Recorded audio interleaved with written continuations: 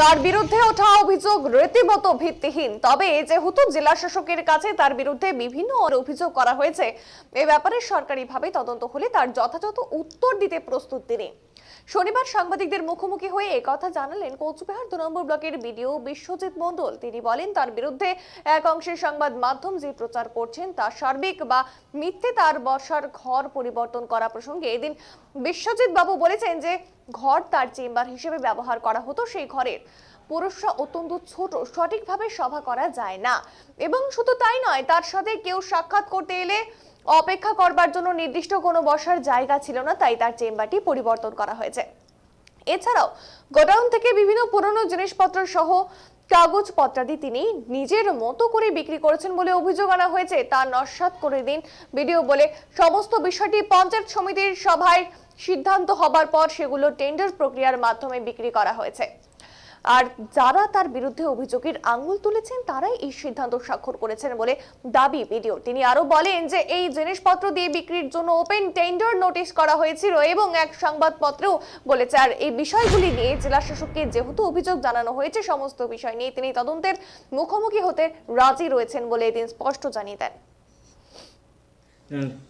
গত কয়েকদিন ধরে একটি উত্তরবঙ্গ সংবাদে একজন রিপোর্টার আমার বিরুদ্ধে কিছু পার্সোনাল লেভেলে অভিযোগ করছেন দুর্নীতি নিয়ে।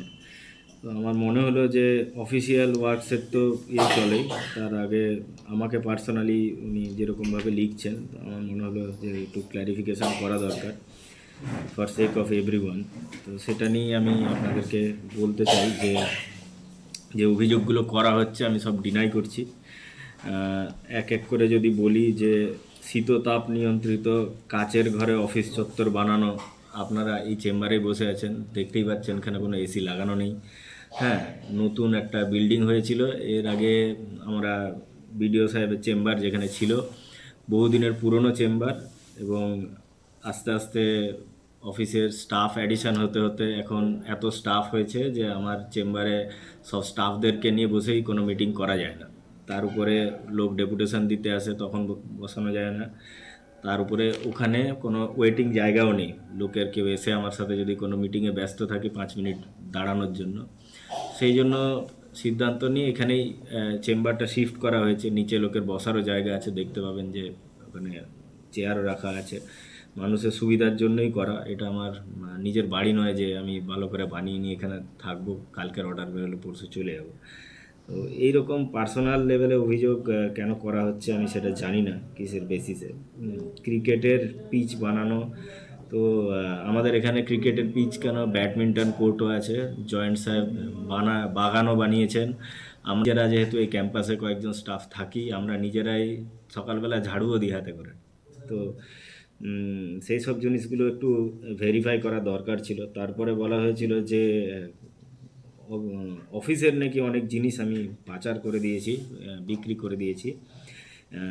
অফিসের যা গোডাউন তার লিমিট এক্সস্টেড ছিল, বহুদিনের পুরনো ফার্নিচার যেগুলোর আর কিছু করারই নেই, কাগজপত্র যেখান থেকে কিছু খুঁজে পাওয়া যাবে না এরকম জিনিস ছিল। এবং এই যে জায়গাটাও দেখছেন, এই বিল্ডিংটা হওয়ার সময় একটা এখানে টিনের শেড ছিল, যার ভেতরে অফিসের এরকম স্ক্র্যাপ অনেক ভর্তি ছিল।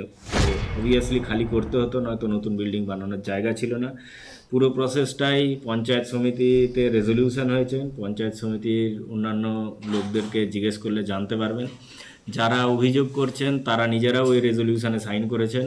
এরপরে উত্তরবঙ্গতেই এই ওপেন অকশনের নোটিশ করা হয়েছে, পাবলিক নোটিশ, অকশন হয়েছে, টাকা জমা পড়েছে পঞ্চায়েত সমিতির ওন ফান্ডে, এবং সেখান থেকে পঞ্চায়েত সমিতিরই খরচের জন্য ব্যবহার করা হয়েছে। যাই হোক, এই অভিযোগগুলো অফিসিয়ালি যখন ওনারা ডিএম স্যারকে অভিযোগ দিয়েছেন, ডিএম স্যার নিশ্চয়ই সেরকমভাবে তদন্ত করবেন। আমি তদন্ত ফেস করতে রাজি আছি, কিন্তু তারপরেও যেইভাবে মুখরোচক করে কিছু জিনিস লেখা হয়েছে যে ঘরের ভেতরে একটি গোপন চেম্বার আছে, সেখানে তিনি কি করেন তা কেউ জানে না।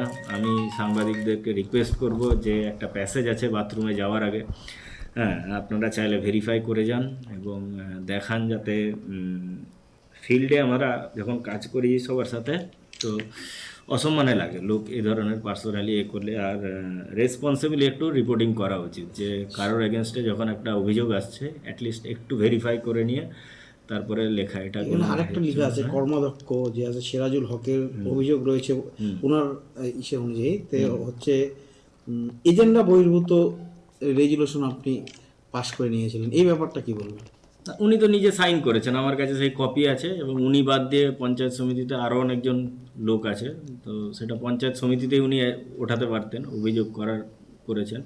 এবং অভিযোগ যখন করেছেন, যেনাকে করেছেন মাননীয় জেলা শাসক, উনি তার মতন এটার তো এনকোয়ারি অবভিয়াসলি করবে, সেখানে আমার দোষ বেরোলে আমার যা হবে সেটাই হবে, কিন্তু অ্যাটলিস্ট আনটিল প্রুভেন উনি একজন রিপোর্টার আনভেরিফাইড ক্লেমস নিয়ে কাউকে পার্সোনালি এরকম করে লিখেছেন। কি মনে হচ্ছে এইসব অভিযোগ আপনার বিরুদ্ধে আনা হচ্ছে, কি কারণ? আমি বলতে পারবো না। পঞ্চায়েত সমিতিতে দেখুন 40 জন একসাথে আছেন, সবাইকে একসাথে নিয়ে কাজ করার চেষ্টা করি। হতে পারে যে কারোরটা প্রায়োরিটি পেয়ে যায়, কারোরটা হয়তো অন্যান্য ডিপার্টমেন্টাল কাজ থাকে, কারোর কাজ ক্যান্সেল হতে পারে, তো এটা ইন্টারনাল ম্যাটার। হ্যাঁ, যে আমাদের পঞ্চায়েত সমিতিতে সবাই ফ্যামিলির মতন একসাথে এতদিন কাজ করছি, সেটা এখানে মিটে গেলেই ভালো হতো। ইভেন অভিযোগও করেছেন, সেটা নিয়েও আমার আপত্তি নেই, কিন্তু আমার আপত্তি যে রিপোর্টার যারা করছেন একটু রেসপন্সিবিলি কাউকে পার্সোনালি অ্যাটাক না করে এর ধরনের স্টেটমেন্ট ছাড়া তো কোনো কেউ খবরটা করতে পারে না, কি বলবেন এই বিষয়ে? না, এই পুরোনো কাগজপত্র বা কম্পিউটার পুরোনো ছিল, এগুলো বিক্রির একটা অভিযোগ আপনার। বললাম তো, সেটা অলরেডি পঞ্চায়েত সমিতিতে একাধিকবার মিটিং হয়েছে, এবং যারা অভিযোগ করেছেন তারা সেই মিটিংয়ে সাইনও করেছেন রেজলিউশনে। তারপরে অকশন করার আগে পাবলিক নোটিশ করা হয়েছে, সেটা পেপারে ছাপানো হয়েছে, তারপরে নোটিশ এখান থেকে লোডিং হয়েছে, সব গেছে, এবং সেই টাকা পঞ্চায়েত সমিতির ওন ফান্ডেই জমা পড়েছে। তো এর থেকে বেশি তো ওনারা যখন দেখতে চাইবেন সব দেখানোই যাবে, কোনো অসুবিধা নেই। ঠিক আছে।